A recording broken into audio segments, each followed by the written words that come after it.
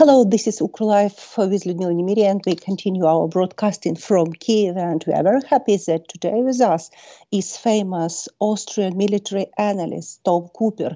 Tom, hello, and thank you so much for being with us today. Thank you very much for inviting me. Very, very nice to be with you. Thank you.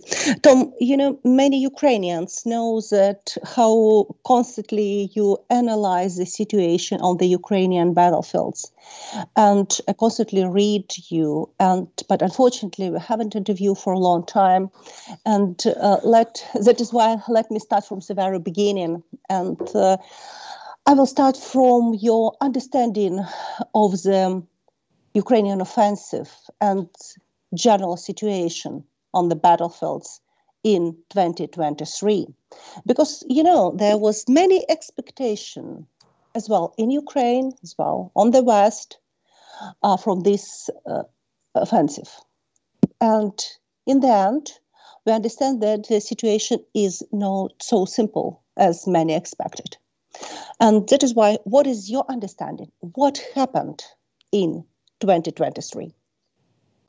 Well, there was obviously the impression, at least in Ukraine, that deliveries of a little bit. I say now a little bit. It is not just a little bit. It was something, but it was not far from enough, and it was obvious right from the start. A little bit of equipment, of heavy equipment of Western origin, Leopard tanks, Bradley infantry fighting vehicles, additional amounts of artillery ammunition, machine guns, night vision equipment, and so on, that this would be enough to run one big offensive, push down to Russian positions in southern Zaporozhye, reach at least, Tokmak, if not Melitopol, drive all the way to the sea, and thus isolate the Crimean Peninsula from Russia, so to say, to cut off this Russian bridgehead connecting Crimean with southwestern Russia via southern Ukraine. That was the expectation, and this expectation was simply too much, because right from the start it was obvious that the West is delivering much too little of heavy equipment, especially demining equipment, and that the mass of that new equipment was actually used to create new brigades instead of rebuild existing brigades, which would be my idea in this regards. When you have this mix of developments, I don't know, at least from my point of view, this was making me skeptical. It was making me, oh gosh, thinking, is this going to work or not going to work, at least in my case. And I've had several interviews with your colleagues from different other TV channels last year in March and in April and May, and I was trying to caution them and so on, but there was nothing else than arrogance. And I was just hoping that the ZSU, the Ukrainian armed forces, are not as arrogant in their approach.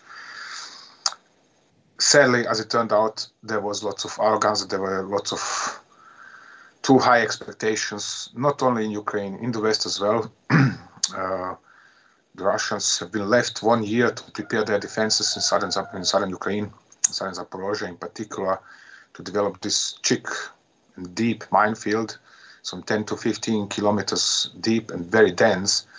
And Ukraine had hopelessly too little demining equipment to breach this minefield and get to the Russian positions on time. When I say on time, I mean quickly, which means in the first few hours of an advance.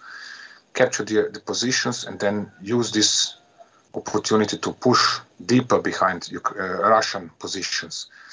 What happened then was that the Russians were given enough time to bring in reinforcements, to move their reserves from deeper behind the front line, and to plug the gaps in their front lines. And this is what went on through June, through July, August, into September, until October. And then, of course, Ukraine was starting to run out of steam. Why? Because on one side, the West couldn't keep up the pace with supplying heavy equipment and artillery ammunition in particular, because what it has pledged to Ukraine was too little right from the start. You cannot run this kind of an offensive with 100 tanks and 300 infantry fighting vehicles. It's simply not enough. And even less so if you're getting just 50 to 60,000 shells a month, while you know that you would need at least 100,000 and ideally would get 300,000. And we still don't have a situation where Ukraine is getting so much ammunition. And finally, there was this development in the Middle East where Israel and Arabs started another war. And of course, Israel promptly attracted Western attention, most of it, and has meanwhile got something like 70,000 shells, which originally actually destined for Ukraine, went to Israel instead. So you have a situation where things were not working the way they were expected to work, or should have worked, or there were hopes for them to work. The original plan for attack failed almost right from the start, except in two minor areas. And therefore, after something like 1-2 weeks of fighting, the Ukrainian counteroffensive came to a halt, and then there were new attempts are relaunched only once it was obvious that Ukraine needs a different approach. And this was a very slow, grinding approach, clearing mines literally by hand to kilometers of Russian minefields. This was very time-consuming, also very costly in terms of human casualties for Ukraine. And as much as Russians have suffered terrible losses in their counterattacks and in their artillery, as much as their units in southern Zaporozhye nowadays are only a shadow of themselves, of what they used to be back in May, June last year, it was not enough. It was simply not enough, because the Russians continued pumping troops into their positions. And also their positions, which were recognized on satellite photographs, they were very obvious, but actually distracting away from the fact that the Russians have had lots of concealed underground positions. And this needs lots of mopping, so-called mopping, which means Ukraine had to send infantry into these positions and to clear them of Russian troops, meter by meter by meter by meter, and then by hundreds of meters and kilometers and so on. And so in some cases you had situations where Ukrainians would clear up some sector of the front line, but then before they could move their troops via Russian minefields to their new positions, the Russians would already counterattack and force them back, force them to withdraw. In this regards, there were also units. I mean, there are such mistakes. I cannot understand how could this happen. For example, units were trained to assault a Russian position, but not how to hold it. Then other units were trained in always for one or the other kind of operation, but not for everything. So obviously there was a big haste, with just training more troops, form additional units, send them to the front line, let them launch an offensive. Then things failed. We have seen in what was that, July or August, when the 118th Brigade attacked into the Russian position, then entirely unexpectedly ran into an unknown concealed position between Robotine and what was that, Verbove, yes. And an entire company of troops was shot to pieces or captured or whatever. I mean, it was really painful to watch this. So, I said, by October, this counteroffensive petered out. What was the worst in all of this situation? Additional months passed by. And through all of this time, the Russians have had the opportunity to train additional 20 to 25,000 troops a month. But they were losing perhaps 10,000, perhaps 15,000 troops a month, which means that they were still replacing their lost troops with more of freshly trained troops, or newly trained, whether mobics or reservists or whatever we want to call them. And this meant in long term, the Russians, as much as they were suffering heavier losses than the Ukrainians, the Russians were winning the battle of attrition. Why was this of importance? The entire Russian defense system in southern Ukraine, the entire front line is nowadays constructed so that to prevent such situations like in southeastern Kharkiv of September 2022, to prevent rapid Ukrainian penetration of Russian front line and advance into the Russian rear. So what they have nowadays is to have these chick minefields. Then behind them they have the first front line which is relatively lightly occupied by their troops, and then they have lots of reserves deeper in the rear. So even if Ukrainians cross the front line, cross the minefields, cross the front line, and advance into the Russian rear, they are only then going to meet major Russian formations. And then the problems are starting. We have seen this several times in June last year. Ukrainian units would cross the minefields, enter a village, enter another village, drive 5 or 10, even I think the deepest penetration was some 17 kilometers behind, south of the Russian minefield. And then they would run into an ambush and suffer heavy losses. People were captured. Russians were showing trophies around, and so on and so on. You know, this complex of issues and problems was what was working against Ukrainian counteroffensive. There was arrogance on one side, there was over-enthusiasm, lack of experience, lack of professionalism in between commander cadre, and you see this also in the organization of Ukrainian front lines and organization of the entire army. You have general staff at the top, you have local commands in the middle, then you have no divisions, you have lots of brigades and lots of battalions, but you don't have any kind of divisions in between. Why? Because there are not enough generals or experienced officers to command multiple brigades.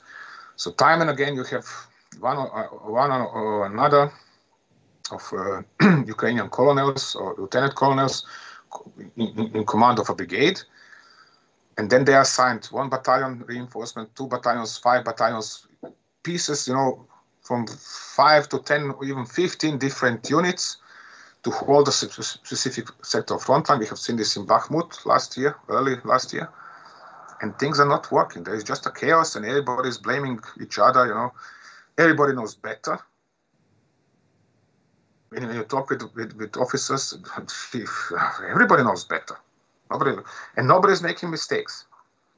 You know, again, when you have this complex of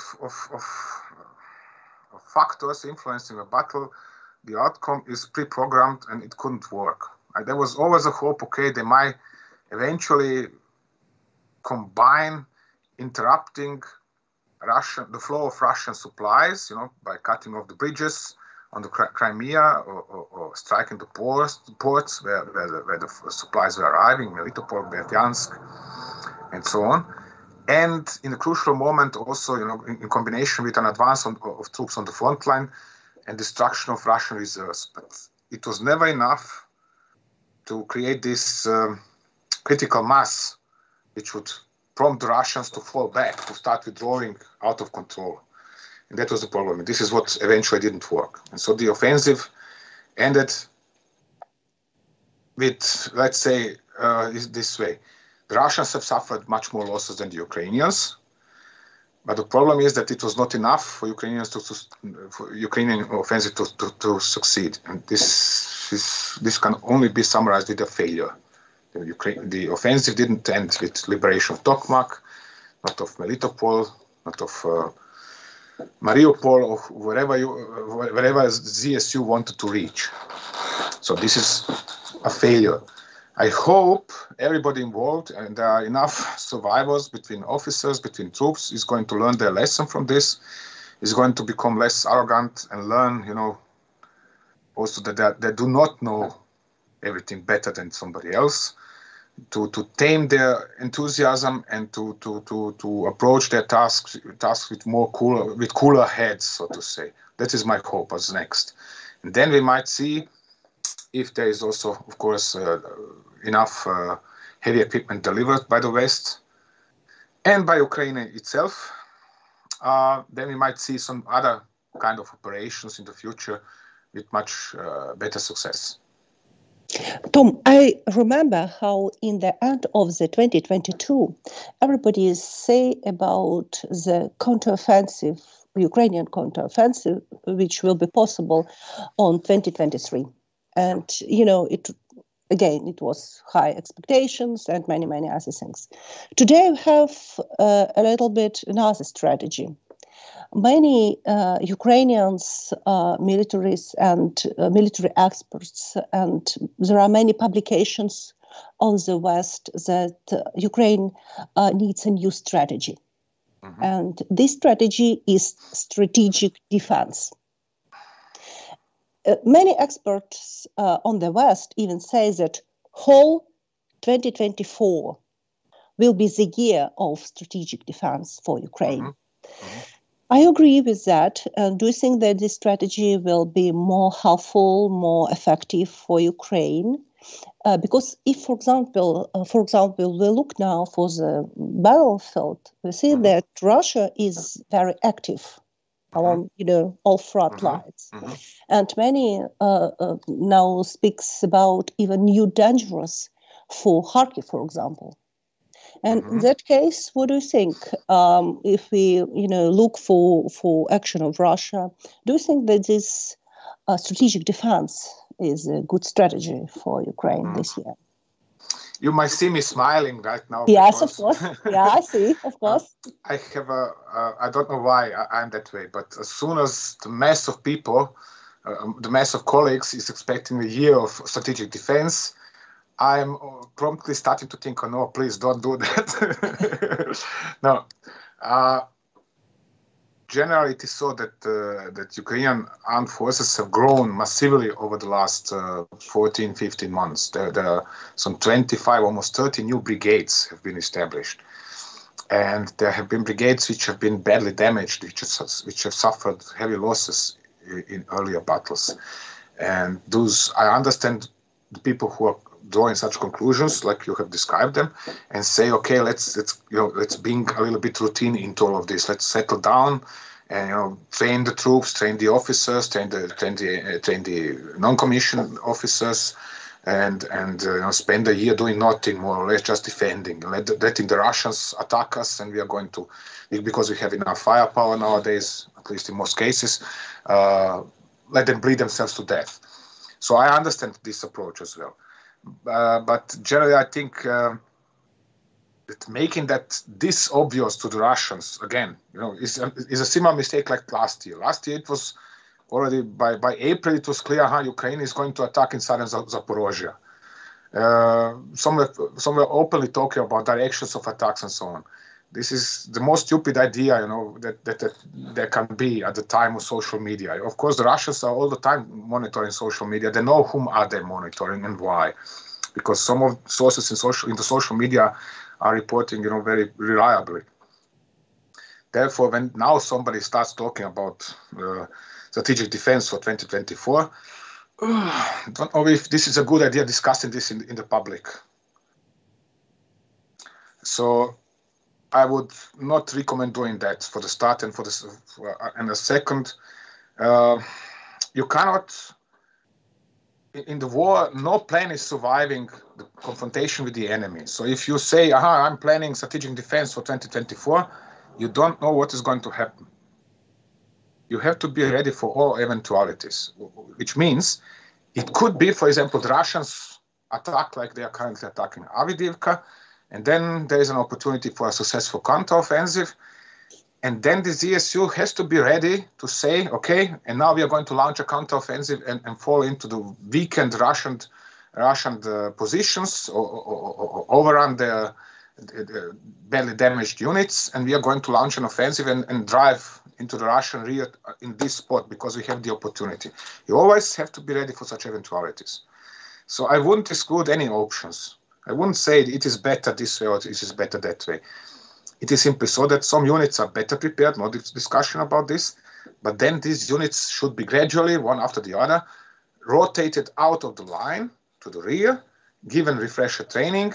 Actually, this should happen with every single unit, not just those units which are poorer by quality or badly damaged by combat or something else. What ZSU has to stop letting happen is to have, something like 7 or 8, perhaps a dozen of brigades which are fighting all the time. Like 92nd, 93rd mechanized, like 82nd airborne, like 72nd airborne, and so on and so on. These brigades are constantly in battle already since February 22. This is now 2 years. Such units need to get respite, be refilled by fresh troops, retrained, re-equipped, and so on and so on. This is why the logical conclusion is yes, okay, we need time to re-equip and retrain, and therefore strategic defensive in this year. But keep in mind that two strategic defensive, you are giving Russians even more time to do what they want.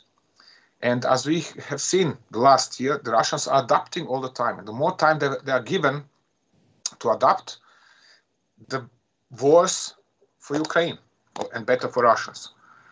Because they're developing new weapon systems, they are buying new weapons from North Korea, from Iran, from wherever else, and so on and so on. So the problems are going to multiply in this fashion as well. Therefore, I said I wouldn't go as far as to say, Ukraine now has to be quiet this year and run no offensives. Wait and see. Tom, I remember that last winter Russia launched offensive. Last winter. Yeah. And now we see that Russia launched offensive right now as well, this winter too. Do you think that the strategy, reserves, and tactic of this offensive is differ from offensive on last winter? And does it really matter that the difference?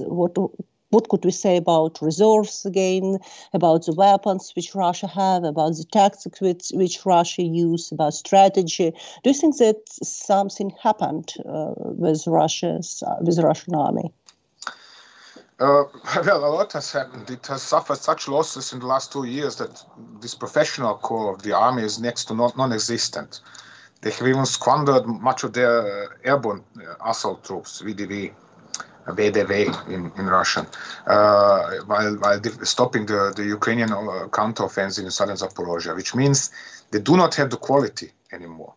And even if given the time to train their troops and retrain them and so on, the quality is not the same because they do not even have the same amount of top gear, top types of tanks, infantry fighting vehicles, artillery pieces especially. They are worn out and used out. They are currently, the mass of Russian artillery is consisting of 50, 60, 70 years old tubes.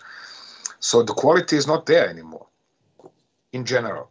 On the other side, they are replacing a lot of their artillery they have lost by UAVs, by drones.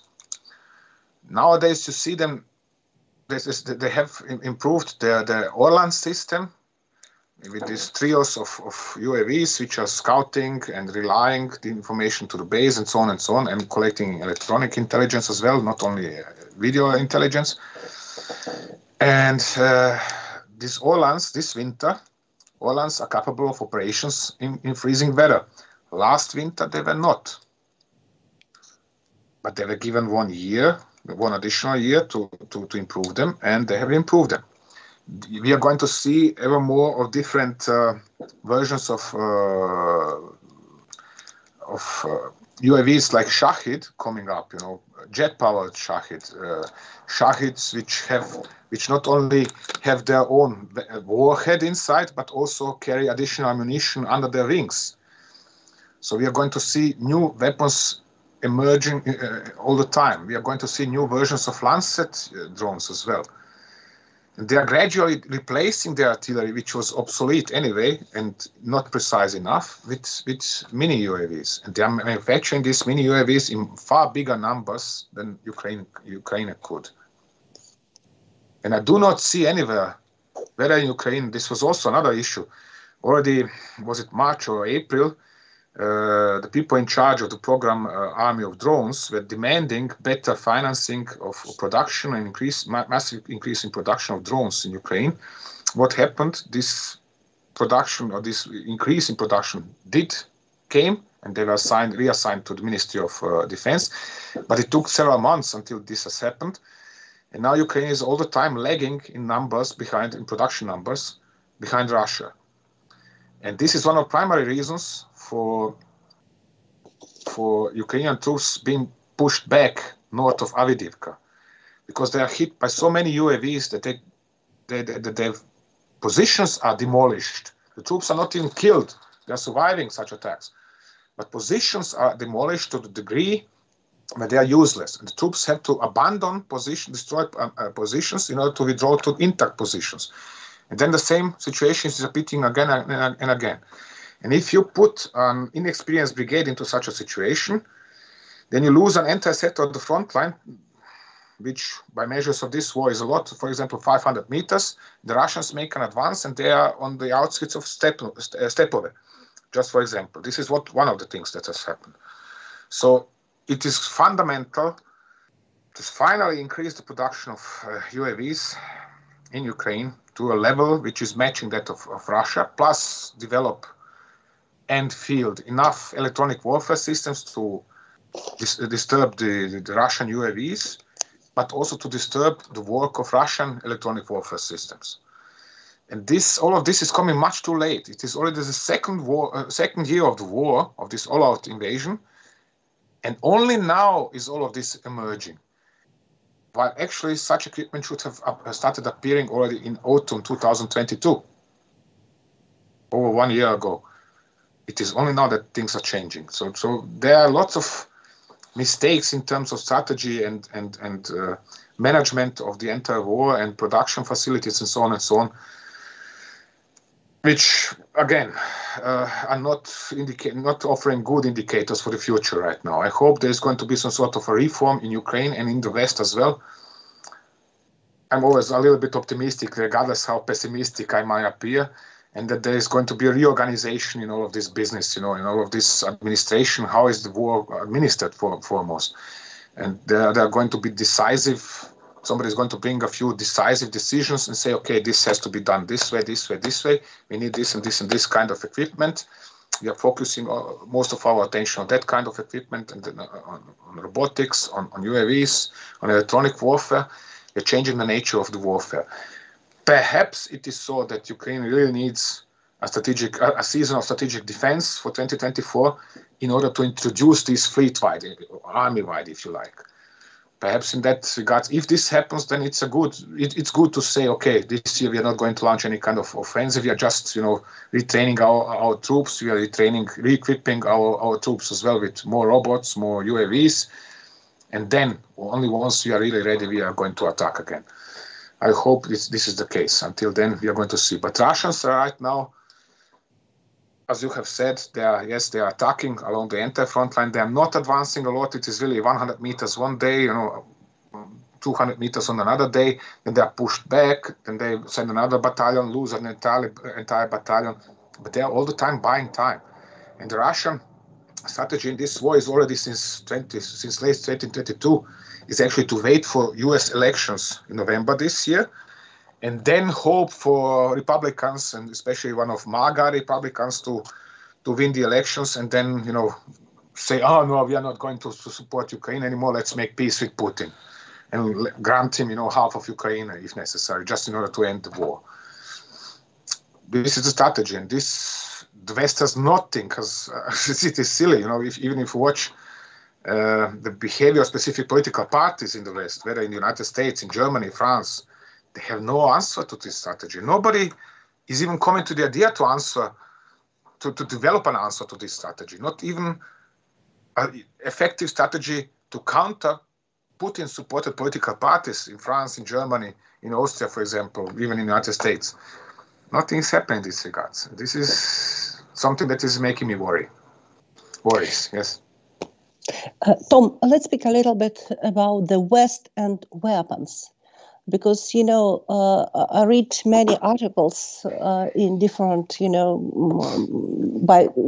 which was wrote by different analysts from the West, that military industry on the West became more and more, active, and more money now is put into this military industry. Yes. But what do you think? Is it really true that West try to be ready for, more Russian aggression?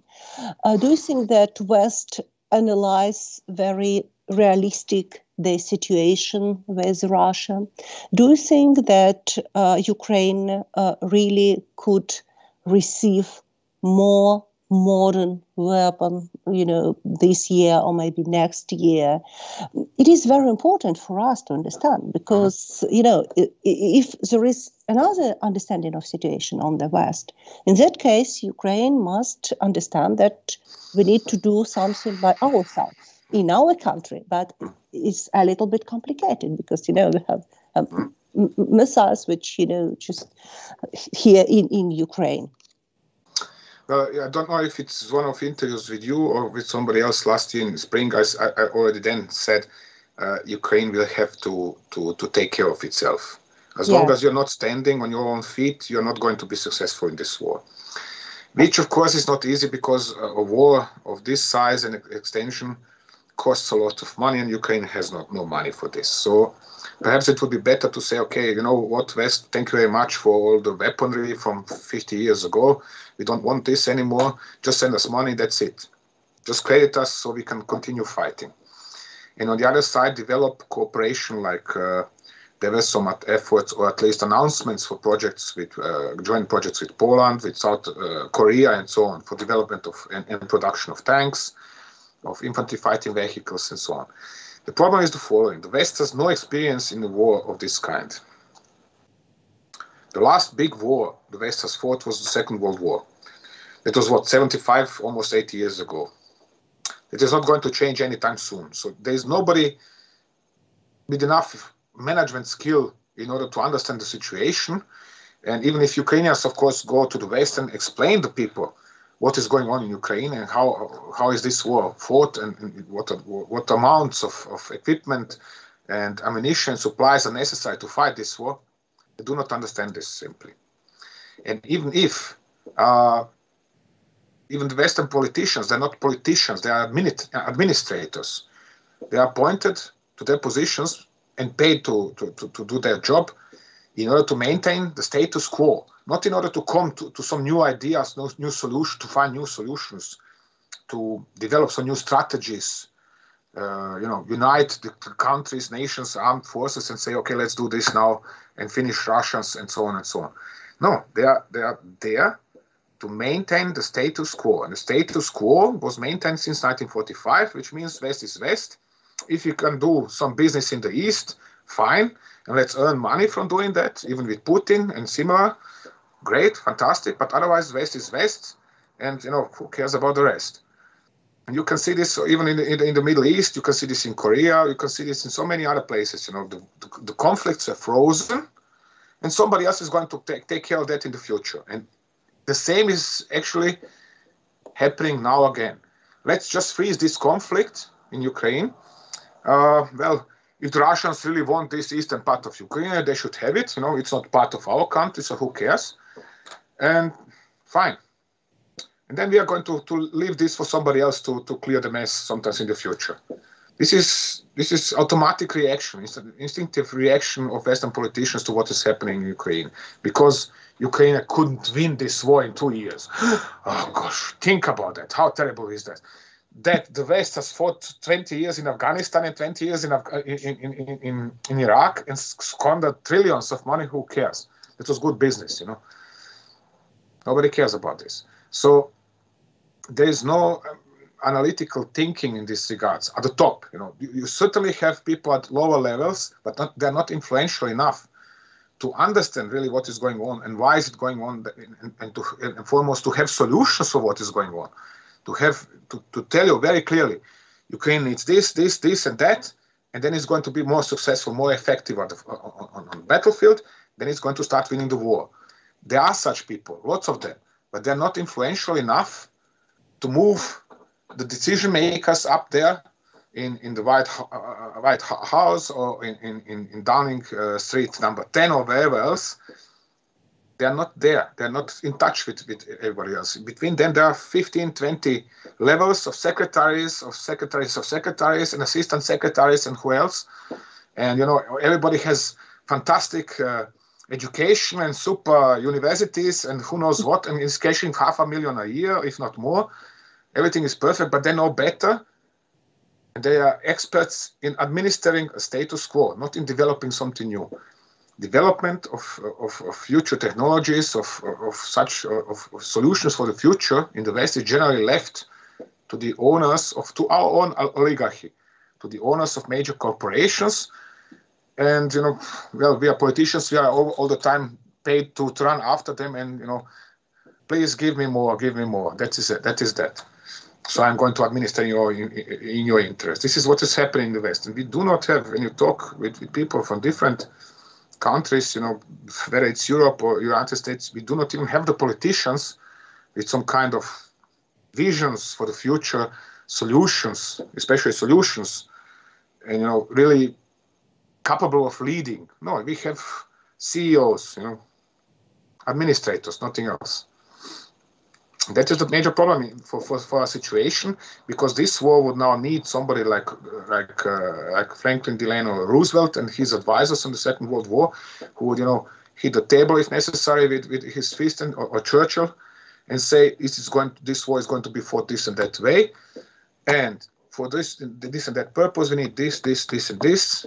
So production, financing, blah blah blah, whatever is necessary, let's do it and finish this war.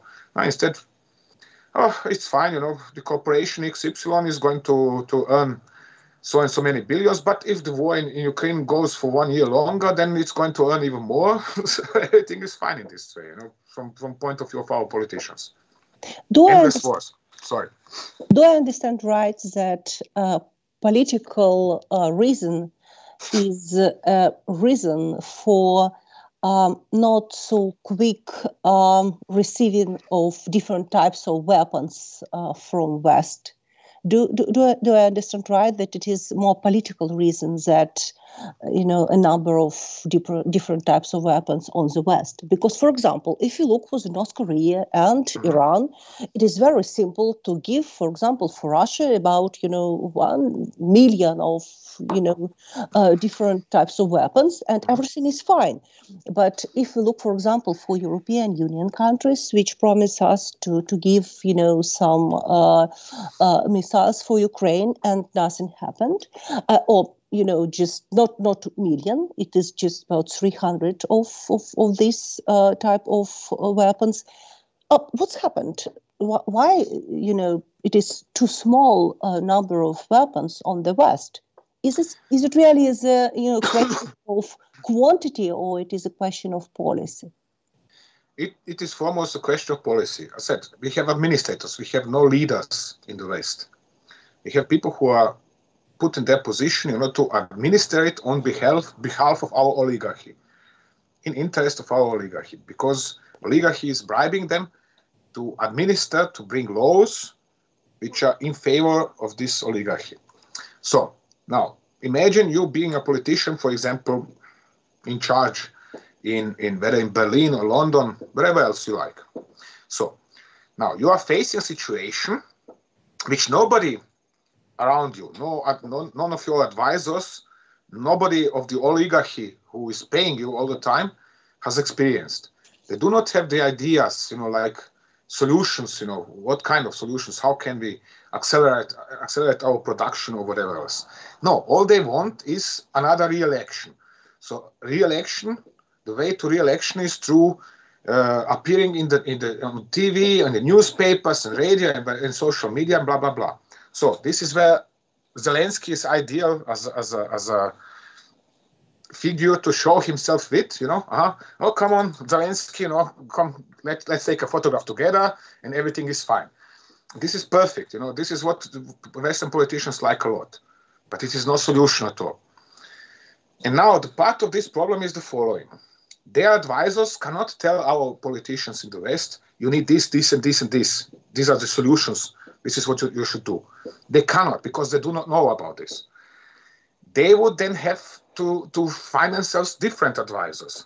But they are not going to, because their current advisors are not interested in them finding different advisors, of course, because in such case, they wouldn't earn money or they wouldn't have their prestigious positions, but this would be given to somebody else. So while in dictatorships like North Korea or in Iran, the way is much shorter. For example, in North Korea, the guy at the top, he turns around to his generals, what do the Russians need? Either the answer is correct, and the generals are delivering what the Russians need, or the generals are brought in front of some wall, shot, and the next general is coming forward, and he has better ideas. We don't have this incentive in the West. We have the systems where everything is talked about and compromises and blah blah blah blah blah, and but nothing happens. While in a dictatorship, this is the advantage of a dictatorship, you have a very short chain of command, which means that the experiences and knowledge are having it easier to reach the upper echelons of governance. In other words, if Putin needs 1 million shells from North Korea, he's going to get them very quickly.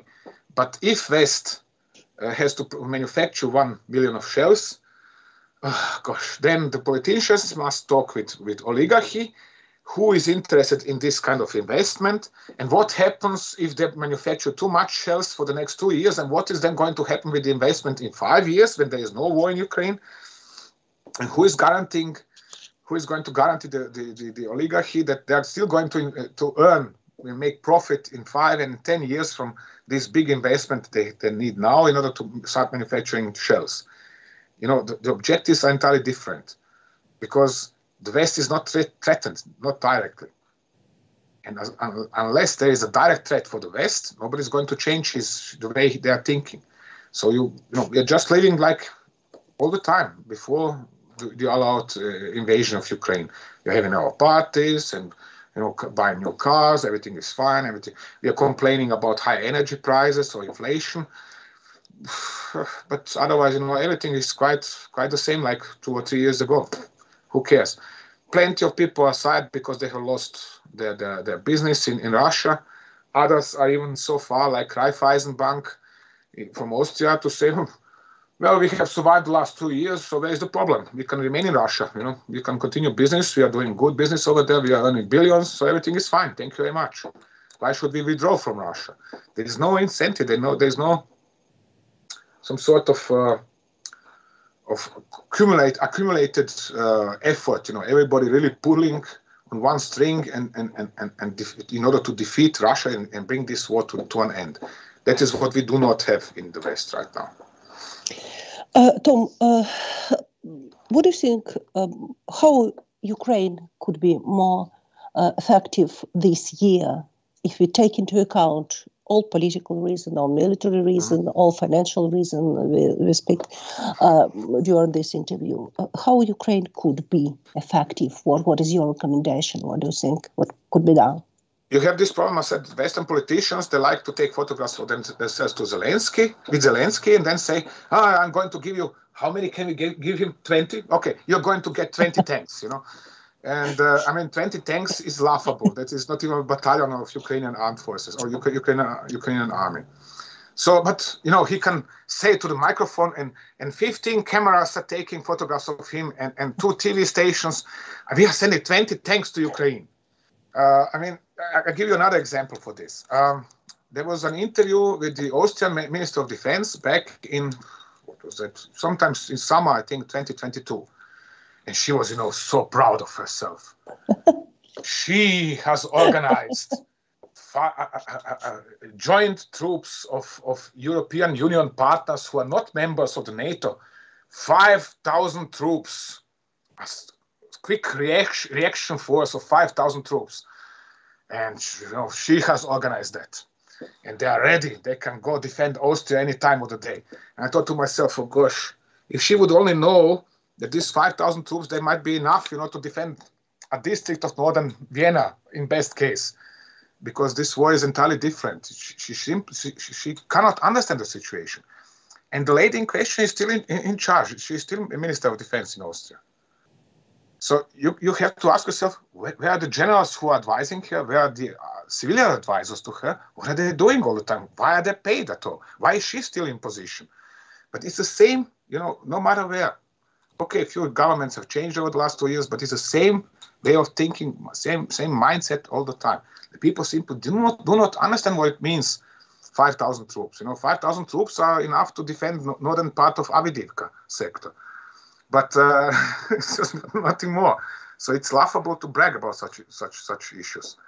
And when you have such a complex of effects influencing the development, it is very hard to to find solutions, because nobody is coming to the idea to search for actual solutions. And solutions would be such like massive production of UAVs, of drones, of mini UAVs, because they are replacing artillery. No, this is not paying off. This is not interesting.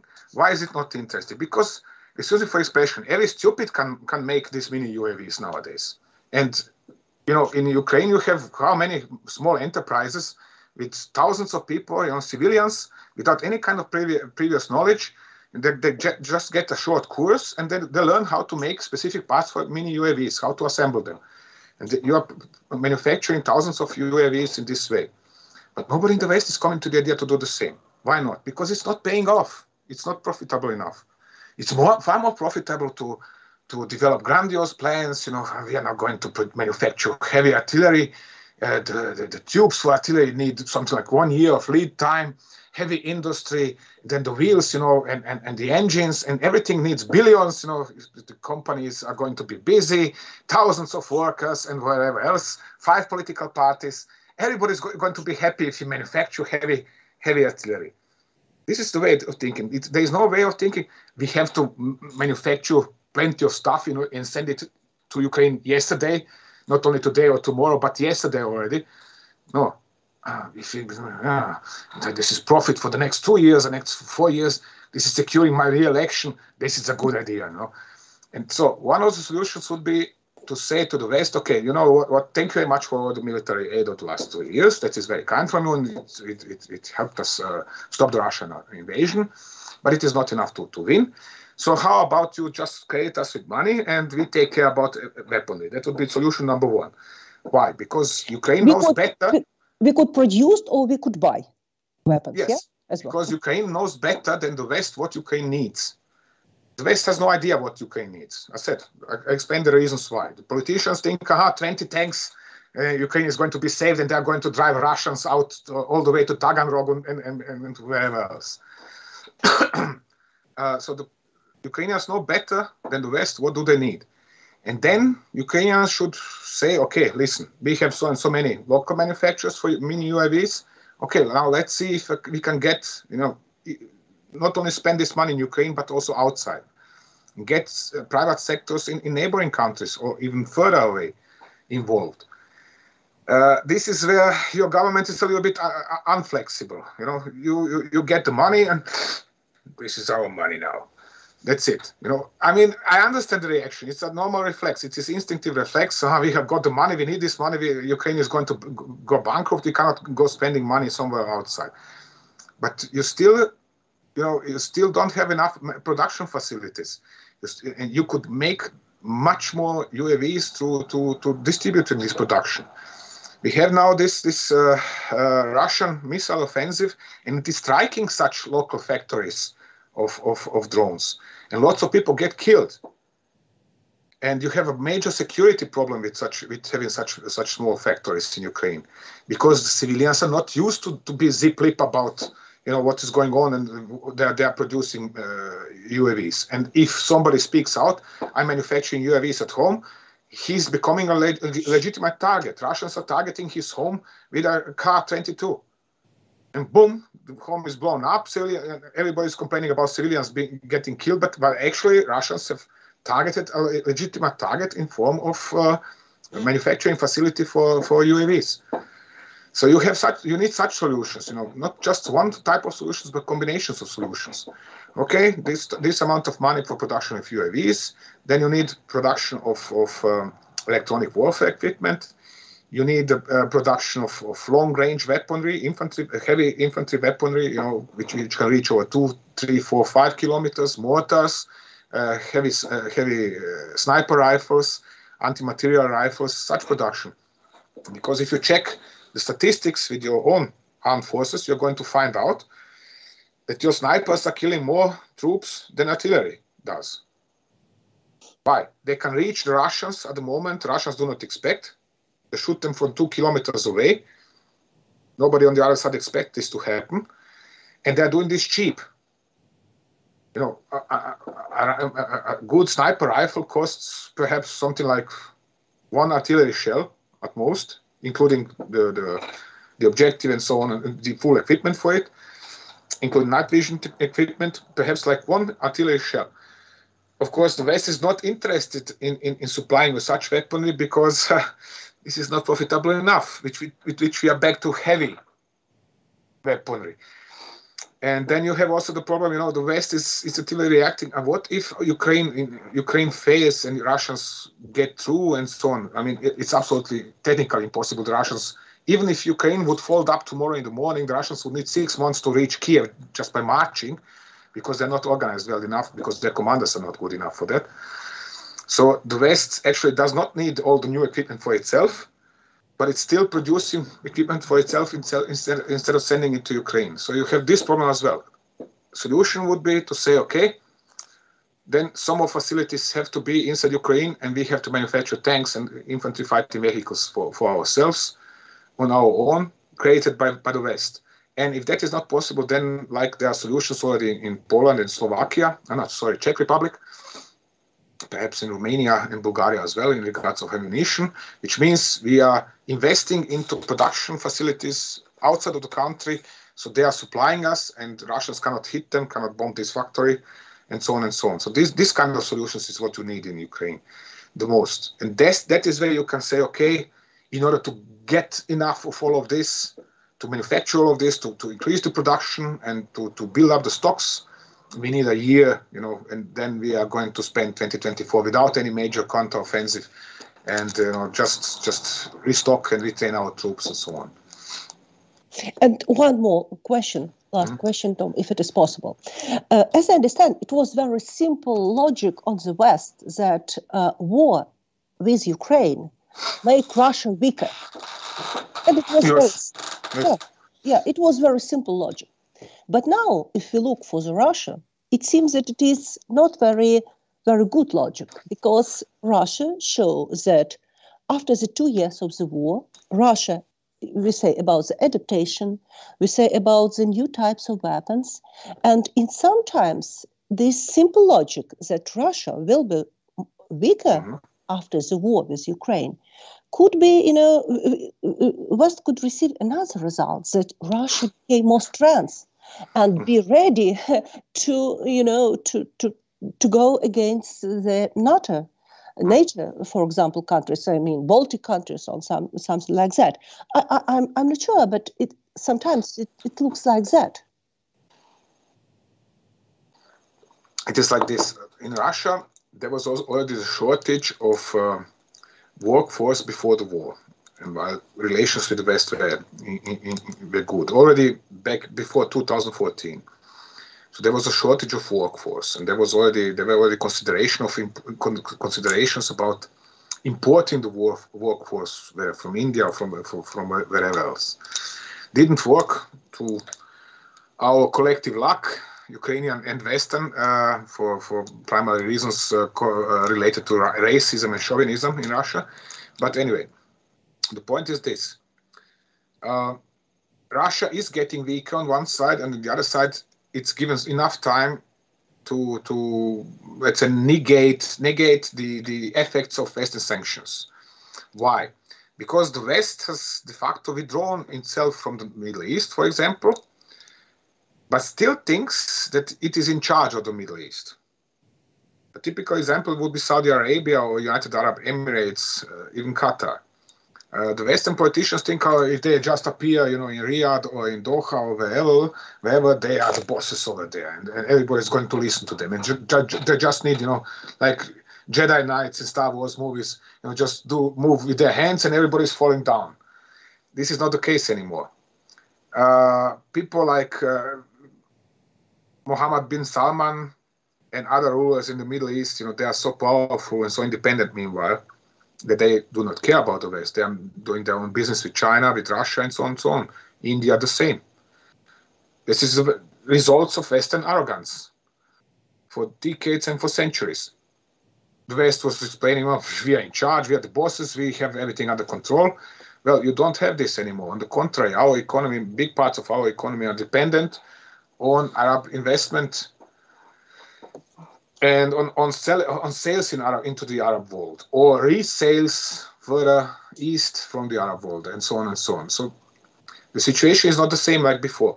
And now we have the situation where our media and our politicians still think that we are in control while we are not. And they are creating the image or impression in the public that we are in control while we are not. And then they expect all the time, nobody's ready not to admit, oh, look, actually, United Arab Emirates and Saudi Arabia, they have more in common with Putin and with Russia than with us. Why? Because they are dictatorships. And there is one guy at the head, and he controls everything, and nobody dares doing anything at all without his permission. So, of course, when now somebody goes to Saudi Arabia or to United Arab Emirates and tells them, don't cooperate with Russia, they said, yes, and what else? Because it's boring. You cannot influence them. If necessary, they can crash Google tomorrow in the morning, if they are really beastie, or Volkswagen, and so on. So we do not have them under control anymore. That is one aspect. Then you have countries like India.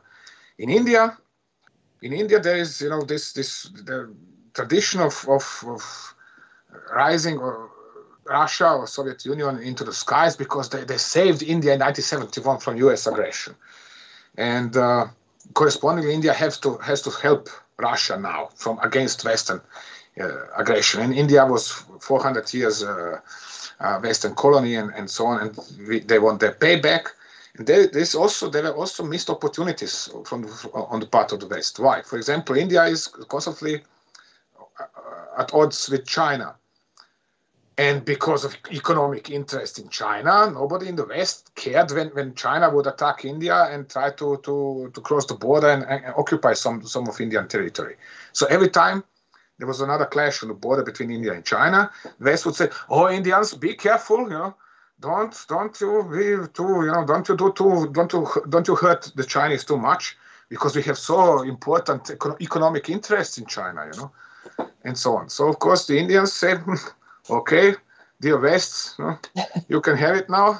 We are going to make profit." And what do? They're buying gas and oil from Russia and re-exporting it to the West at triple the price, of course. This is why shouldn't they? If the West is so stupid to bring itself in such a position, fine with them. And you have such combinations in very wide parts of the world. And this is what Putin is exploiting for himself. And then it appears as if Russia is not getting weaker, but actually financially and economically it is growing weaker all the time. I mean, it is not like Russia is not going to become some kind of super technological superpower or something of that kind, or like it's going to grow, its economy is going to grow and whatever else. This is all going at the expense of constantly falling gas prices. Russia is meanwhile selling its gas at minimal prices, just to cover our own expenses, and so on and so on. And they are actually creating debt. But in a regime like Putin's, this doesn't matter, because he's not responsible to anybody. And it's very easy, because he has no opposition anymore. He has destroyed even all the media that was speaking against him. They're all silenced. Then it's very easy to present himself as highly successful strategist, and everything is going according to the plan, for a 2-week invasion and so on and so on, which is meanwhile 2 years, but who cares? It's very easy to do these kind of things. While I said we have a problem with our own incompetent politicians and corrupt politicians. So especially this mix is ideal for Putin. Tom, thank you so much to be with us today. Thank you.